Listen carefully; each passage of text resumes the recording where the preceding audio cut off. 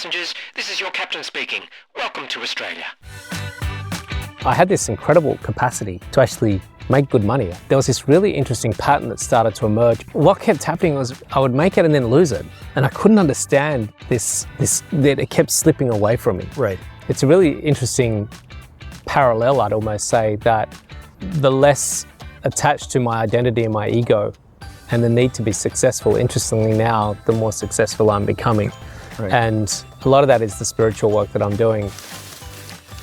Welcome to another episode of Money You Should Ask. That's so special, we went all the way down under to Australia for it. In this episode, we delve into the intriguing cusp of spiritual development and its role in achieving financial wellness and prosperity. Our guest, Tom Cronin, is a dynamic meditation teacher, author, speaker, and producer of the documentary, The Portal, whose unique journey began in this hectic Wolf of Wall Street-esque world of finance. After 26 years of wheeling and dealing in a high-pressure environment, he uncovered a way to cope with his stress through meditation. He realized that there was a significant need for spiritual grounding in our world today and created the Stillness Project to help others transform and benefit from meditation all over the globe. I'm Bob Wheeler, and this is Money You Should Ask, a podcast where we explore why we do what we do when it comes to money.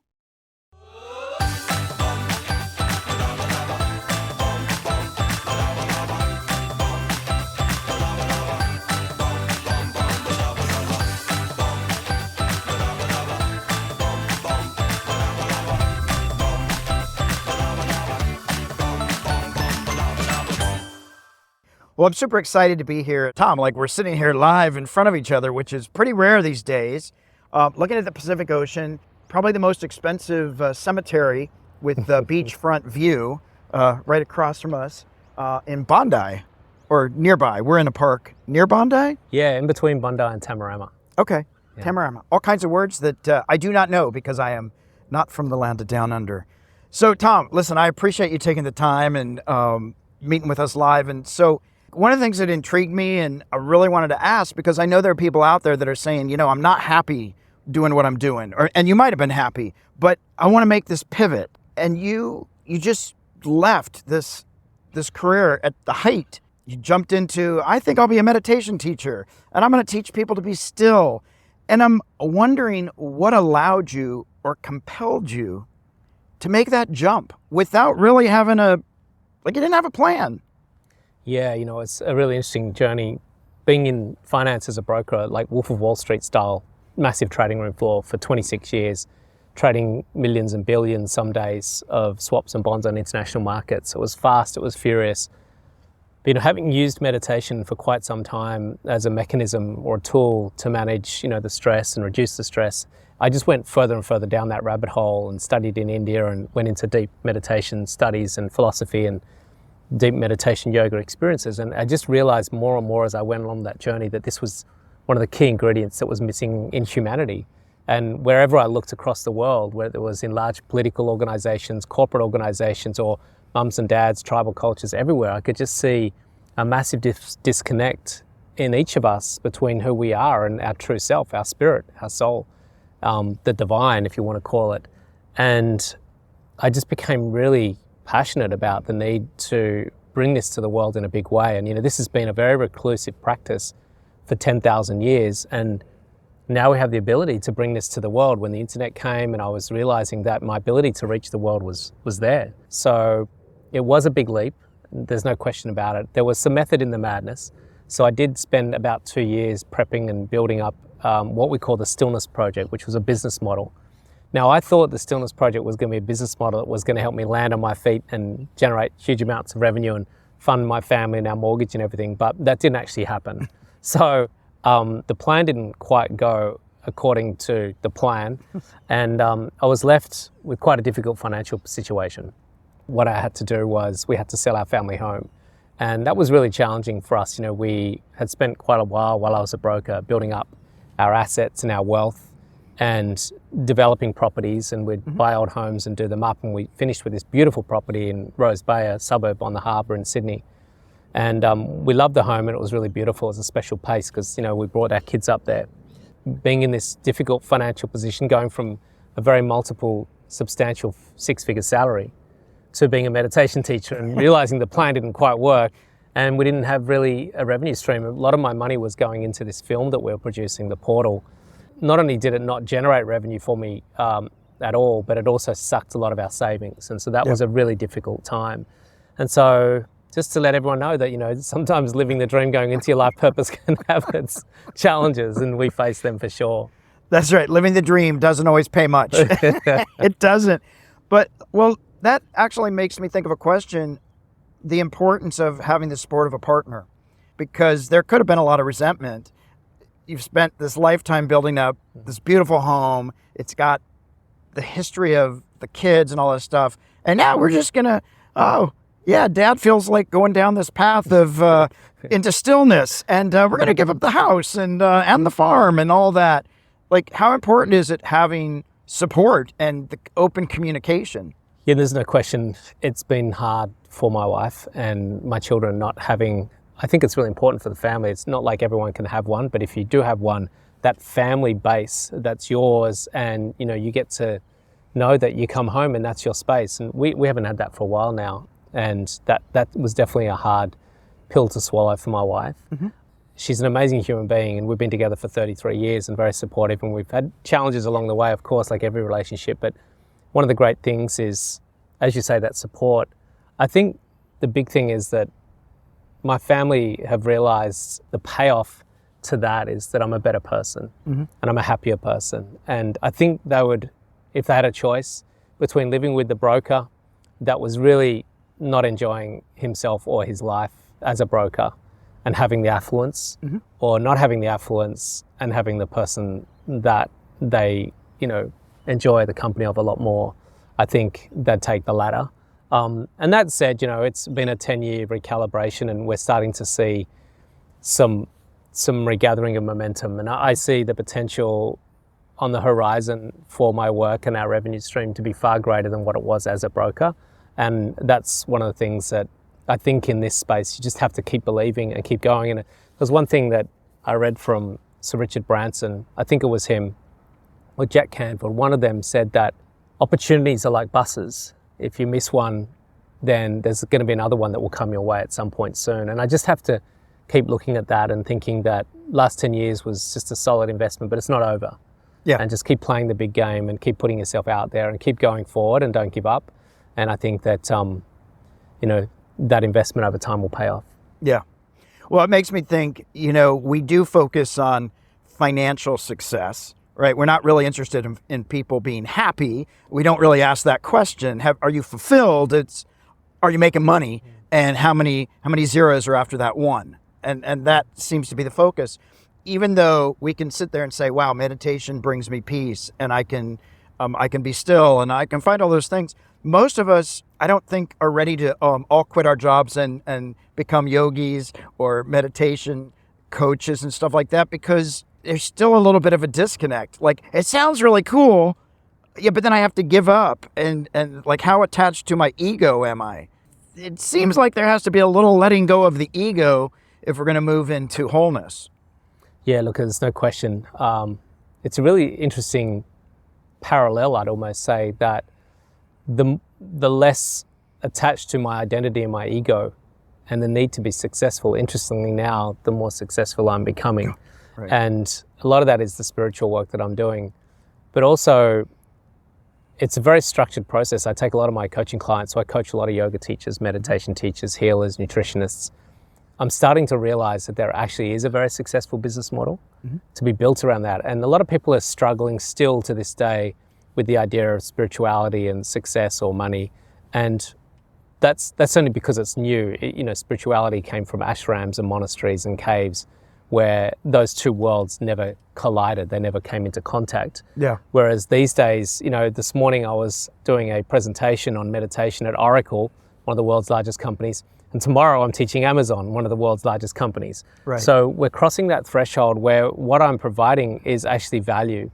And we always make an exchange of value when we receive things of value. Like usually, most of the time, people have no concern making an exchange of currency for a Tesla or for an airline ticket or for their iPhone or for a Netflix subscription, because they're receiving something of value and they're willing to give up something of value. And for me, I think one of the most valuable things we can make an exchange for is learning to meditate or awakening our spiritual nature. And what they're paying for is not a spiritual tradition or a spiritual practice. What they're paying for is my skill set that I've acquired to help them realize that. And they're paying for my time and my investment that I've made to learn these things. And so I'm helping people structure business models that allow them to get scope and scale with the compartmentalizing and the structuring of that knowledge in a let's just call it sounds pretty crass, but I'm going to use the word, a commoditizable form. Yeah. Well, absolutely. I mean, the healing arts, being of service, has traditionally not really paid.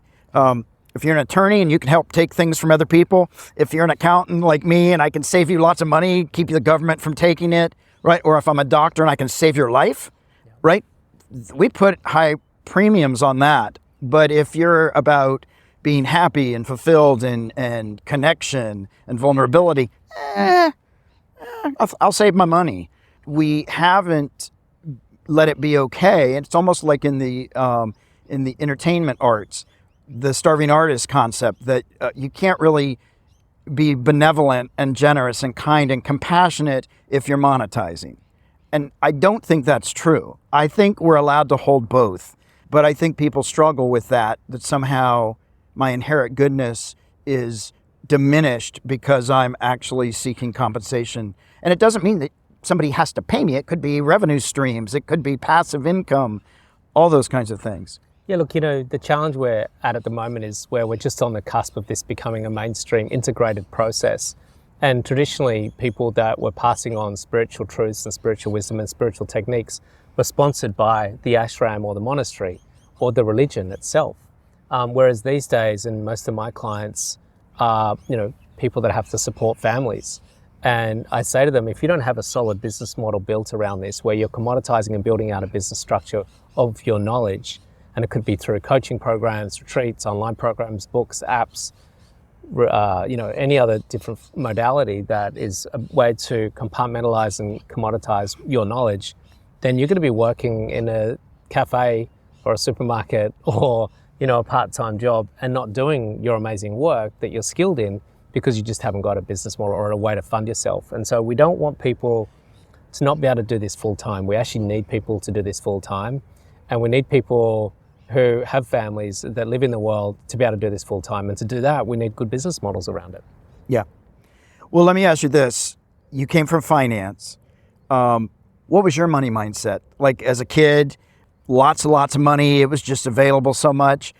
I know for a lot of us, I went into finance because I didn't have a safety net. My parents weren't going to leave anything for me and I had to create whatever I needed to create. And so partly fear was what motivated me to make sure that financially I was taken care of. And I'm wondering about your relationship with money as a kid. And then I know just from some prodding and talking earlier about this belief that money is difficult and hard to come by, and that maybe it's not just yours, it's ancestral. Can you talk a little bit about that? Yeah, I grew up on a farm. There was 7 of us, 5 kids, mum and dad.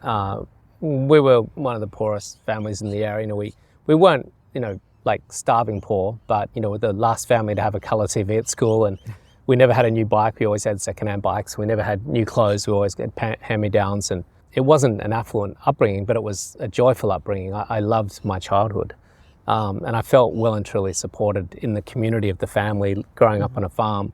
But it was really interesting as time went on. I went into finance, and I had this incredible capacity to actually make good money. I'd put on some big trades and make some good money, and I went into some business deals and stuff and would make big money. But there was this really interesting pattern that started to emerge in my 20s, 30s, 40s, and even beyond. Showing my age here. That we won't tell. What kept happening was really interesting, that I would make it and then lose it.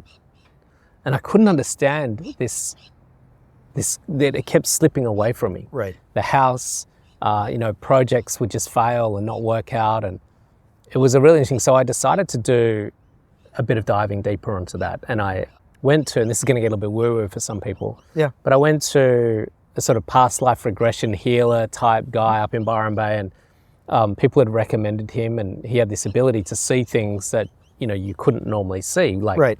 ancestral stuff. I shared a little bit, not much. I shared a little bit about, I want some work done around my money thing, because I enjoy the fruits of affluence, and I enjoy living comfortably. I enjoy the safety that comes with having financial stability. Yeah. But it just kept slipping through my fingers, and I want him to look into that. And so he lays me on the table and he starts doing this reading. I was like totally zoned out. He said, within 3 minutes you'll be sort of off in La La Land. And I don't know what he did, but I was gonski.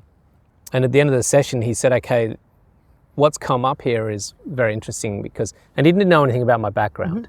He said, I've traced this money issue back to 7 generations back in your father's lineage.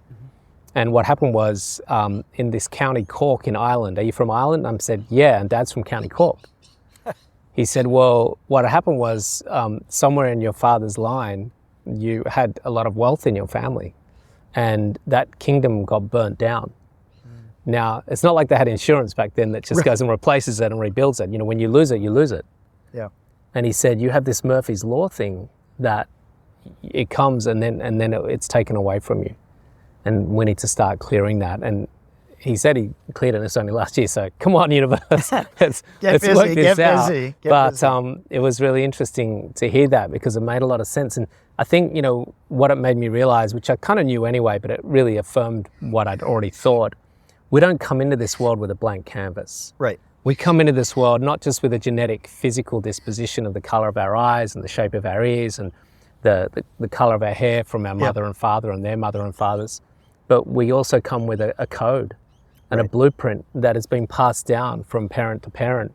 And it can be around religion or around sex or around relationships, or it could be around money, which is a big one. Money is a very, very big one. And I feel deeply that I'd inherited that code in that family lineage, because I kind of saw a little bit of that still in my father's as well. Yeah. And that's a really deep groove conditioning that I've had to spend a lot of time, and still to this day I'm working to clear that out. Yeah, and I definitely agree with that, and I think I have a belief that we come here to do the work, and so whatever those codes that we got were the codes that we chose lifetimes ago. And I know that a lot of people will say, oh, okay, this is woo-woo stuff, right? Like you said. I remember I went to a body healer. Somebody said, you got to go see this person, whatever. They did a reading and were like, oh my goodness, you've had all this trauma. And I'm like, oh my God, that guy's crazy. And I blew it off, right? And about 15 years later, I started doing personal work.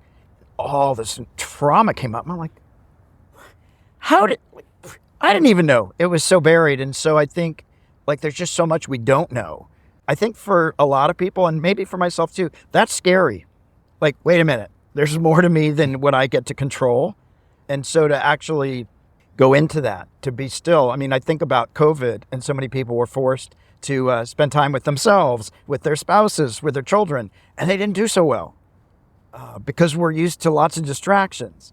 And when we actually have to stop and take a break, it's uncomfortable for a lot of people. Yeah, I think one of the hardest things we face in our world is self-inquiry, to look within. And a lot of people I know are very afraid to do that. They're afraid to have a look and see what they might find there. And that's the work that we're here to do, as you say. Yeah. We really are here to do the work. And, I was on a retreat, running a retreat, and one of my students had a very big release about what happened to him as a child with his father. Very challenging, brutal childhood. And all these emotions were just pouring out as he cleared all that sadness and rage. And I said, the beautiful thing is that you've just drawn a line in the sand, and that doesn't get passed on anymore. Right. That lineage, it ends here. And this is a big responsibility that we have, I think, for, many, many generations. People didn't have the tools at their disposal that we have. Yeah. The yoga, the breath work, the plant medicine, the meditation, And so we've been gifted in this lifetime now, and what a beautiful joy to be incarnated in this experience right here, right now, and have these tools at our disposal. And then the responsibility to use those tools and draw that line in the sand and say, this trauma doesn't go any further than this point here. This doesn't go on to my children and their children and their children. It's like that lineage, we're pulling up stumps and this is it. That's the end of the road for it. And it's a beautiful gift to be able to give to the world. is to clear years and years and generations of trauma. Yeah, and I love it. It reminds me of the phrase that I sort of was given is you can pass it forward or pass it back. And to say, okay, we're done. And in a way, I believe that when we start to do the work on ourselves, we actually, there's healing in the lineage, like even going, like, I don't think it's linear that we just move forward. I think that it goes both ways. And so that we're actually doing service to the whole line. Yeah, gosh, you've just reminded me of something in the American and Indian traditions and the communication, something about the long life or long cloud or long line, something like that. And exactly what you were saying, that if you heal something today, you're affecting the future, but also doing something about healing the past. I wish I could paraphrase that a little bit more eloquently and more beautifully than when I heard it being spoken about from an American Indian.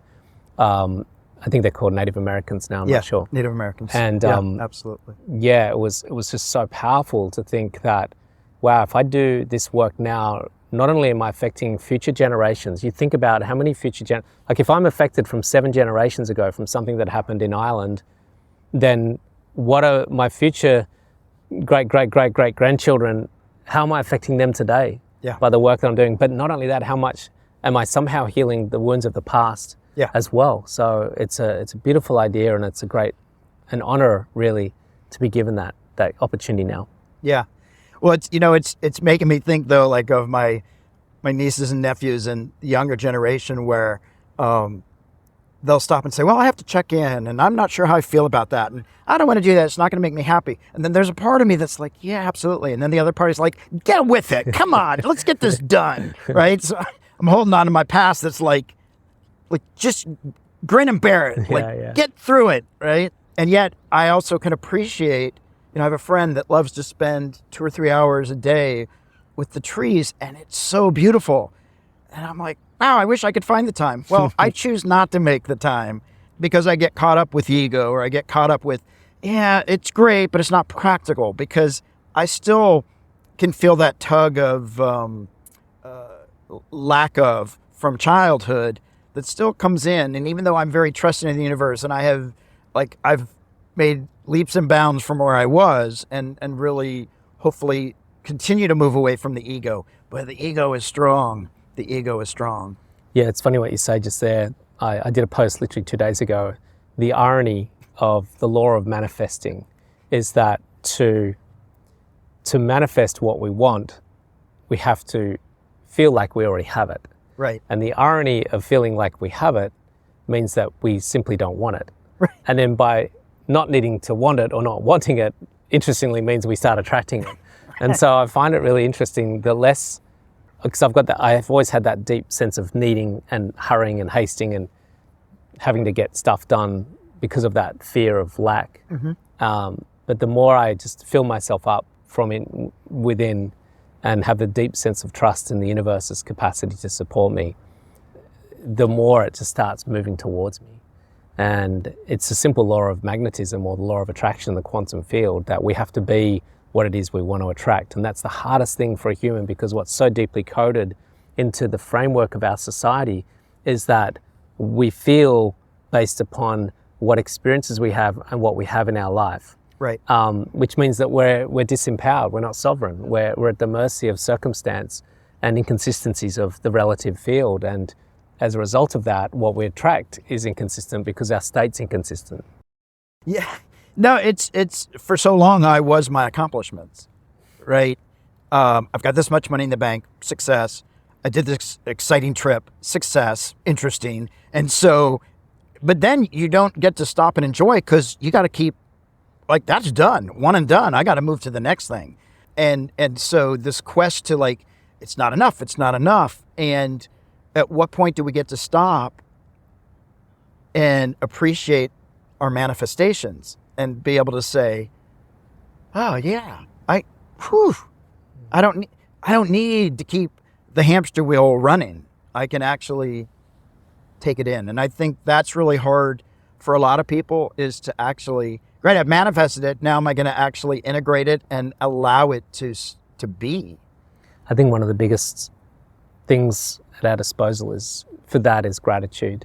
And, Yeah. you know, for me, I would have an exercise at the end of the day where I would write a list of 10 things that day that I'm grateful for, because as you say, we can attract amazing things, and most of us actually do have amazing things in our life, but there's a deep code that we don't ever have enough, and we never get to where we want to get to. So we never really get to fully appreciate that. But gratitude exercises really help calibrate, recalibrate, and appreciate what we have. And so for me, you know, the simple things like the mere fact that I can push a button on our toilet and make the sewage go away. Yeah. There's a lot of people, millions and millions of people in the world that actually don't have that luxury. I had a fresh, hot running water shower today. There's a lot of people that don't have that luxury. You know, I have the most amount of food that I could never eat the amount of food that I have available to me. You know, I have an infinite supply of food. Right. And, you know, you go to a supermarket and 90% of that food is just purely for pleasure. It's not for any, you know, nutritional value. And we don't really appreciate some of this level of affluence that we actually have. It's quite remarkable. But when you appreciate it, then you start to fill up and start to emanate affluence, and then we start attracting it more. Yeah, absolutely. My mantra has become grateful and humbled, because I took a couple of trips to Africa, and I talk about this a lot. When I got to Africa, people were incredibly happy, and the average income at the time was $100 a year. And I kept walking around going, what is wrong with these people? And it was it messed with my mind so much. And I just, like, again, yeah, running water. What? They don't have that. My last trip to Zimbabwe, I worked on a rhino sanctuary, and we had to dig with a stick. We dug. You don't get to run down to Home Depot or Bunnings, whatever it is. We don't, like, you can't do that. Like, I was like, let me just run to Home Depot and let's get 10 shovels. Not a possibility. I dug with a pole, and we had to dig these deep holes. It took 8 hours, and I think maybe I got, like, you know, a foot deep. I have a real appreciation for the fact that I have hot water, that I have drinkable water, let alone electricity and all these things. And I think when I was over there, I would throw stuff away, and they would say, sir, can I use this jar? Can I have this bag? I'm like, it's trash. Not to them. And it really taught me about resourceful and you know, not just taking everything, and at least in the US, everything is so disposable. It's cheaper for me to go buy a new piece of equipment. I've got this air pump, and it just needs a little tube. I can't get the tube. It's better for me to just throw it away and start all over. And it's such a waste of resource. There's a great documentary called Planned Obsolescence, and it's all about how we think it's normal for that type of scenario, but it's actually built into the society because of the economic model, which is about commoditization and extraction. Right. So we're currently what we call game A, in a game A model, which is a finite game, and it's a win-lose game, and it's built on this idea that the economic model, it requires consumption, and it requires commoditization. And so what they had was a lot of, the first thing that inspired this film was the idea of the printer. There was a glitch in this computer, and this guy couldn't, you know, get it fixed. He said they just said there's no way you can fix that. You have to buy a new computer. And he knew that the problem was like microscopic. Right. But the idea of buying the new computer was like $400 in this huge piece of machinery. And so he went about in a very complex way, finding engineers and everything, and he managed to fix the problem. And what he did in the process of fixing the problem, realized that that printer has almost like an endless lifespan. It was phenomenal how long that printer could live, but it's built and planned for a 2-year lifespan. Right. And so that means that every 2 years, not only do you need a new computer, but you actually need all along the way the cartridges to go in the computer. Right. And then they started looking at things like the light bulb. So they actually have a light bulb in a fire station in America, and that light bulb has been on for over 100 years. Wow. It's never been turned off. And they have proof that the capacity for light bulbs to have like almost eternal lifespan, but that's not very good for Philips's business. And so they build into the light bulbs a certain timeline that will see that light bulb explode or not last. Yeah. The big one was, I know it's a bit of a sidetrack, but it's quite relevant in just understanding the mechanics of our society so we can see through the veil of illusion that might have been created here. Someone came up with a nylon stocking, And what happened was they thought it was so brilliant that actually the initial adverts for this nylon stocking was that it was almost unterrible. And they had like, cars driving over and people scratching and all this sort of stuff. And it was like the most incredible nylon stocking that was completely undamageable. Terrible for sales. Terrible. So they said, go back to the engineers department and start to redesign that so that it will last 3 weeks, because that's terrible for business. Right. And that's, so much of our business models is based on repeat business. 100%. I don't want to do a one-time sale. Absolutely. With the internet now, I guess a one-time sale to, a few billion people works out nicely. But if I could do that 3 or 4 or 10 or 100 times, much better business model. For sure. But I think that's where we still get stuck in this, culturally, this mindset of got to have it now, got to have the newest, got to have the fast. I need the newest phone, need to have the speediest car. Instead of, yeah, that works. This is good enough. It does the job. No, it's not flashy enough. And marketing and advertising, everybody tells us, like, why wait and why work for it? It's in this moment. Yeah, there's a great, there's a video, and I kind of created my own version of that video, which was a 30-minute video on how Finland was voted the happiest country in the world 6 times in a row. And I made it into a short 1-minute reel, which kind of went viral actually. And I condensed that down into my interpretation of why they were voted the happiest country in the world and the things that they've done to get there. Now, just to put a caveat in there, Finland does have its own problems. Apparently, after I put the video out and it went completely viral, a lot of people have been commenting that they still have quite high alcohol rates and other problems. But they were officially voted for 6 years in a row the happiest country in the world. But one of the things out of the 5 things that I attributed that to was they have this general underlying belief system that's very unique and very different to something like Australia or America, in that they have this really high level of contentment. One of the women that they interviewed in the video used to live in Australia, and now she lives in Finland. She married a Finnish guy and she's been there for 11 years.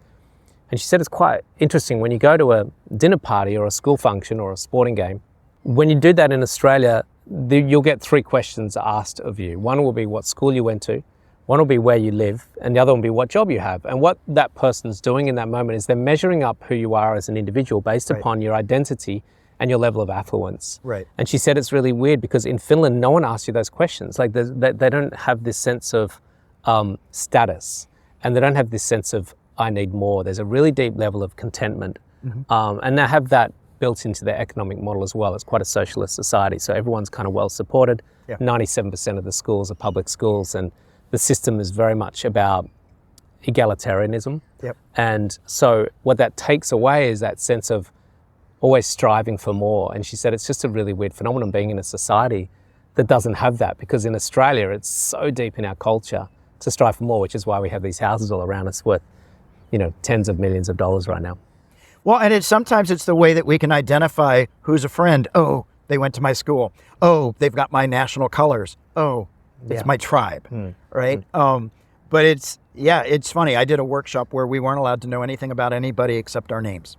And we were not allowed to ask what we did, what our occupations were, how we made a living. None of that was allowed for 10 days. And it was amazing to get, of course there were reveals afterwards, and then you got to see your bias. But yeah, we do focus on that stuff. And I can't remember the name of the country. There's a country in Southeast Asia, a very small country. They have a Department of Happiness. I think it's Bhutan. It might be Bhutan. Yeah. And I was reading that they had this opportunity to fill this valley with water and create all this electricity. They were going to make so much money. And they were like, you can make so much money. And the government kept saying, yeah, but will it make us happy? And most of us don't ask that question. Okay, great. I'll make a lot of money. Will it make me happy? Yeah, we've normalized in our society to value extreme wealth or success over happiness. And I think we're really starting to pay a price for that distortion of values in our society. And I think hopefully at some point we'll see a recalibration, a resetting back into a different set of values, which is what is it to be meaningful as a human being? What is my highest priority? Is it my health and my happiness, or is it how many followers or how much work I'm doing, how much affluence, how many investment properties, how much Bitcoin I've got. And I think we're going to find that there's a deep correlation, from what I'm seeing anyway, between some of the most affluent countries in the world and some of the highest levels of medication and depression and anxiety versus some of the least affluent countries in the world. Certainly some of the traditions, tribal cultures, spiritual practices, where they don't have a lot of affluence, but they have great levels of stability and contentedness and happiness. Yeah, I mean, well, definitely social media, technology.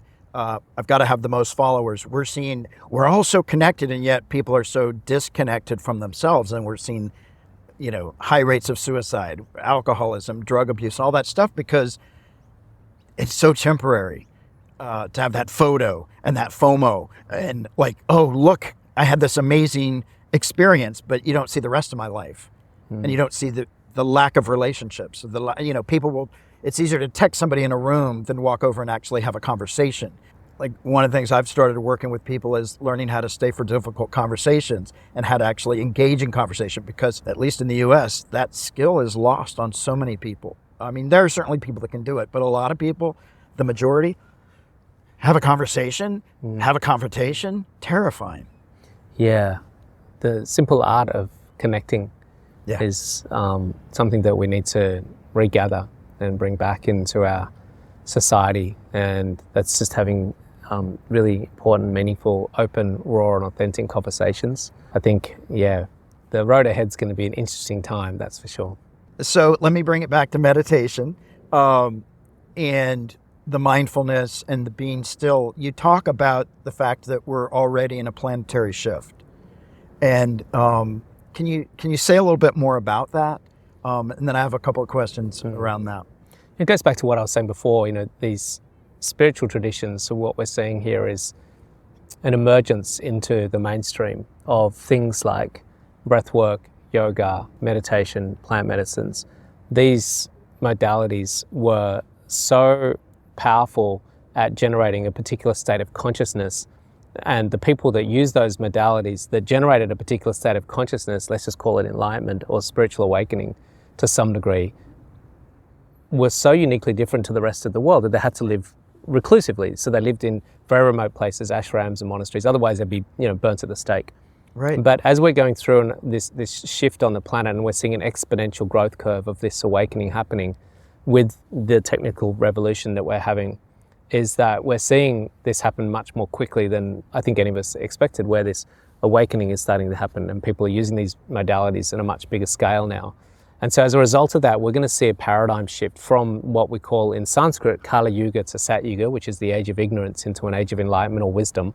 And there's a contemporization of that language with a group of people. Daniel Schmachtenberg, who's in our film, is leading the charge in this. And it's a group of people that putting a framework and a structure around this called Game A into Game B. So Game A is a finite game that's a win-lose game that's built on commoditization and extraction in an economic model. Whereas Game B is a different game, and it's created by people in a state of unity consciousness, which means that everything that they create and do can only be somehow supporting and elevating the whole, because they experience themselves, not intellectually, but experientially as the collective. And so therefore, they don't want to do anything that doesn't elevate and support the whole. And so what we get as a shift in consciousness starts to spread and starts to proliferate, we're going to see a very different structure to our societies. We're going to see different media systems, which we're already seeing, different banking systems, financial systems, education systems, relationship systems, political systems, as a result of the people that create those systems being in a very different state of consciousness. So it's going to be from bottom up, it won't be from top down. Top down is, those people that currently are in power don't want to see that system change because they thrive in the current system. Yeah. But what you're going to see is more people become more conscious. By default, they're going to go, well, that system doesn't work for me anymore. Right. I don't want to be in that system. I don't want to be in that banking system, that education system, that medical or pharmaceutical system. I think that it doesn't fit with my state of being, my state of mind. And so we're going to see people start to create, and we're already seeing that, things like social media and crypto take the power off the large conglomerates and the large forces that have been controlling those pillars of our society for long periods of time with great success for them. We're going to see people coming through going, well, I want to create something that will support the collective, and now we have things like Telegram and Signal, and even Facebook and Instagram allows us to communicate en masse to huge amounts of people. Yeah. And they're not perfect by any means, but we're seeing this incredible sort of seed sprouted and at early stages of this paradigm shift from game A into game B, where there's a unification and a sense of, hey, whatever we're doing, we have to do it so that everyone and everything somehow gets benefit from that. Yeah, the people at the top, though, I think look down and say, these are the disruptors. Yeah, that's right. Yeah, Because you're trying to take away my, troublemakers. they're the trouble. They're trying to take away my power. Yeah. Right. But I think because they're not able to see that it's not equitable, and it's so many people are suffering. There's a lot more people of the have-nots than the haves that are like saying enough already. And I think in some ways, technology and media helps get that message across a lot more than it would have had we not, if we're still working with a horse and buggy and all that kind of stuff. But do you think, like, as we go into game B, does money become irrelevant, or does it just become less important? Money is a mechanism for creating a value of exchange. And unfortunately, the problem with the current money system is that the value of that currency has been immensely devalued because of the people that own that system have got the capacity to just keep printing it and keep using it in any way, shape or form. So it's continuously being devalued because of that ability for them to make more of it. We will always need, and even look at ancient spiritual practices, particularly in the Vedic tradition, when we teach someone to meditate for thousands of years, the student would bring something of value for the teacher. It would be a shawl or blankets, fruit, flowers, rice, water. And value exchanges are always going to be an integral part of society, whether it's a tribal culture, a spiritual tradition. Even if you look at a Buddhist monk, for instance.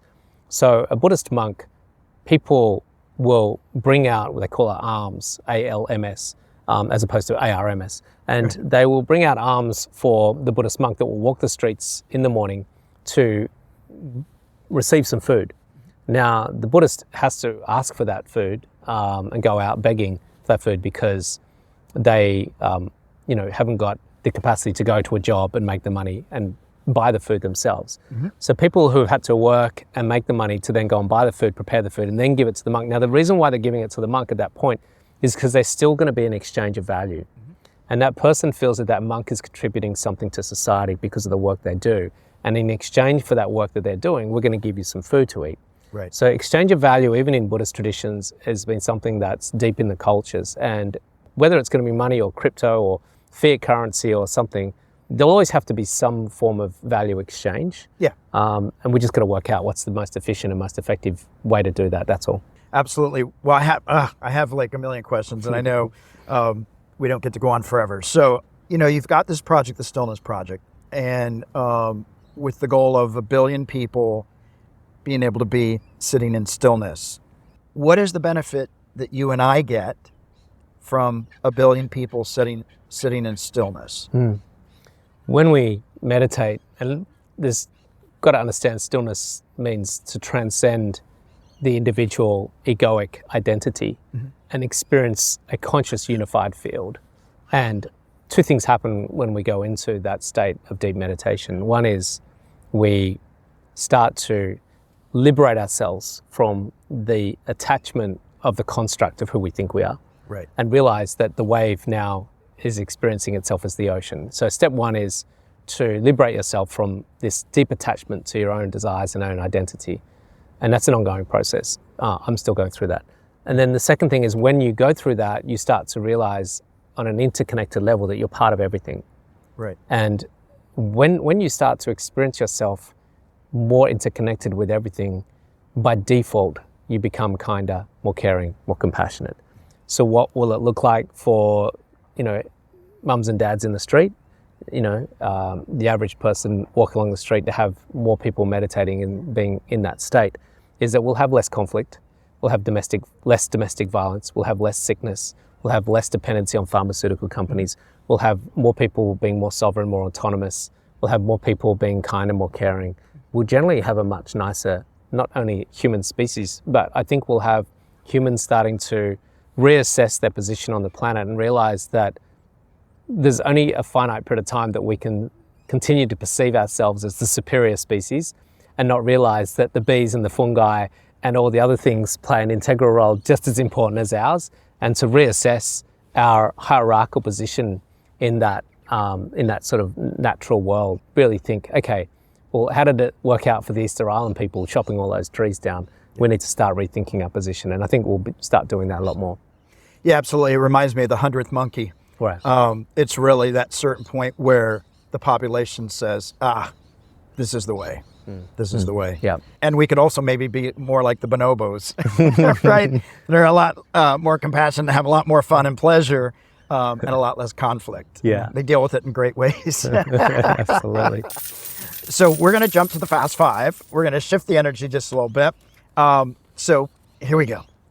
We'll have fun. Should I be nervous? You don't be nervous. No, just breathe. Just be still.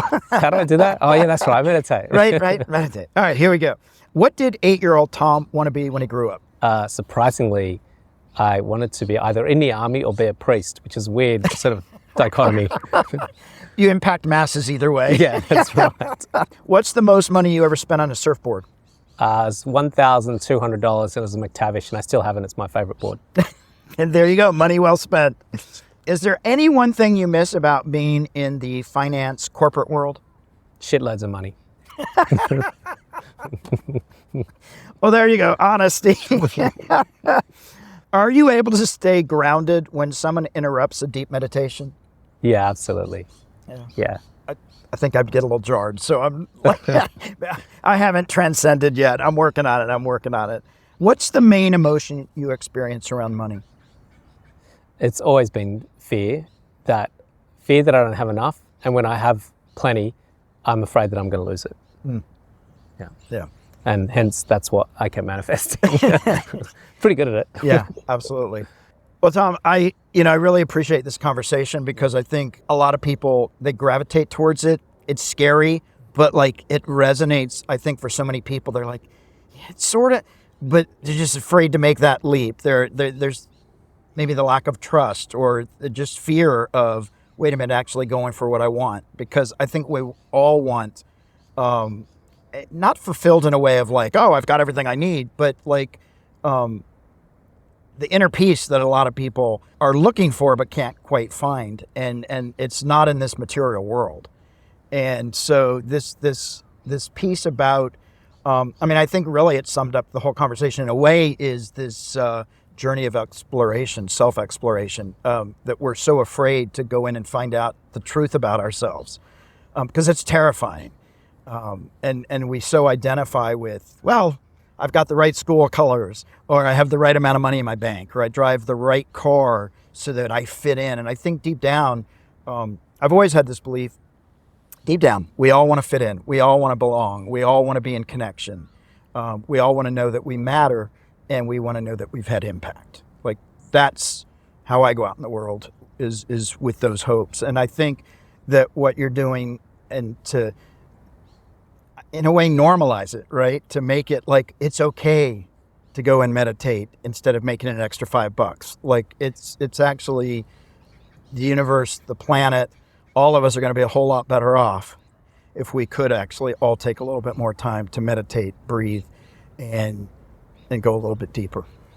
Yeah, I think one thing I learned through my own personal experience and the thousands of students that I've taught is that when we put the horse in front of the cart, then when we find an inner stillness, an inner stability, an inner quietness, an inner affluence, and an abundance, then we naturally, more effortlessly attract the greatness into our life that we were looking for in the first place. You'll have better relationships, you'll have better health, you'll have better creative intentions and creative visualizations. And not everything will go your way, but you'll have a greater capacity to bounce back and keep going. And I think that we've got to start within first, and then from that foundation, build the outer world on top of that. Yeah, absolutely. Well, where can people find you online, social media? I know you've got 6 books at least. I'm sure more coming. You've got a movie out, The Portal. Where can people learn more about you? Probably the 2 best places is go to Tom Cronin, or one word, on Instagram. Send me a message. I love receiving messages from people. I respond to all my messages myself. So Instagram and my website, which is Tom Cronin as well, tomcronin.com. Tom, it's been such a pleasure. So appreciate you taking the time. That's great to be here. Great question, great fun. Thanks very much for having me.